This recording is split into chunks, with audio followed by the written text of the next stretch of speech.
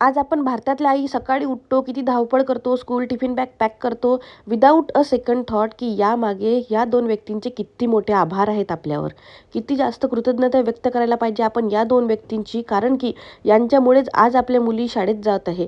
Rather आपण शाळेत गेलो, आपल्या आई शाळेत शिकल्या आणि माझी आजी तर मॅट्रिक झाली त्यावेळेस ते फक्त आणि फक्त क्रांतिज्योती सावित्रीबाई फुले आणि महात्मा ज्योतिराव फुले यांच्यामुळे. कारण की त्यावेळेस ज्यावेळेस शिक्षणाला बिलकुल महत्त्व दिलं जात नव्हतं, भेदभाव होता, फक्त पुरुष मंडळी शिकू शकत होती, त्यावेळेस सावित्रीबाई फुलेंनी पहिली महिला शाळा काढली आणि त्यांनी त्यांच्या अंगावर किती दगडाचे वार झेलले. अगदी शेणाने लोक त्यांना माखून टाकत होते, त्यांच्यावर वार करत होते, तरीही त्यांनी लढल्या आपल्यासाठी, फक्त आपल्या भवितव्यासाठी. आणि आज आपण त्यांच्यासाठी साधी कृतज्ञताही व्यक्त करत नाही. पण मी तर माझ्या मुलीला रोज शाळेत न्यायच्या पहिले त्यांच्या पाया पडवते, दर्शन घ्यायला लावते आणि सांगते की बाई, तू जे आज हे स्कूल बॅग टिफिन बॅग घेऊन चालली ना, यामागे यांचे एफर्ट्स आहे. तुम्ही पण माझ्या गोष्टीला या सहमत असाल ना, तर कमेंट बॉक्समध्ये क्रांतिज्योती सावित्रीबाई फुले आणि महात्मा ज्योतिबा फुले यांना अभिवादन करायला विसरू नका.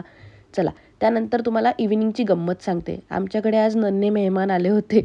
म्हणजे हा छोटूसा साप आला होता, जो दिसायलाच छोटूसा होता, पण इतका जास्त ॲक्टिव्ह होता ना, की तुम्हाला काय सांगू. आता या सापाला पकडायसाठी आम्ही सर्पमित्र बोलावले होते. लगेचच ते आले आणि त्यांनी लगेचच या सापाला पकडून घेतलं. त्यामुळे सर्वांना माझी नम्र विनंती ही आहे की तुम्ही सर्पमित्रांचे नंबर तुमच्या मोबाईलमध्ये घेऊन ठेवा, कारण की पावसाळा आहे, तर जंगलातच नाही, घरी पण साप निघू शकतो. आणि त्याला मारू नका. मुळात तो आपल्या स्पेसमध्ये नाही, आपण त्याच्या स्पेसमध्ये राहतोय.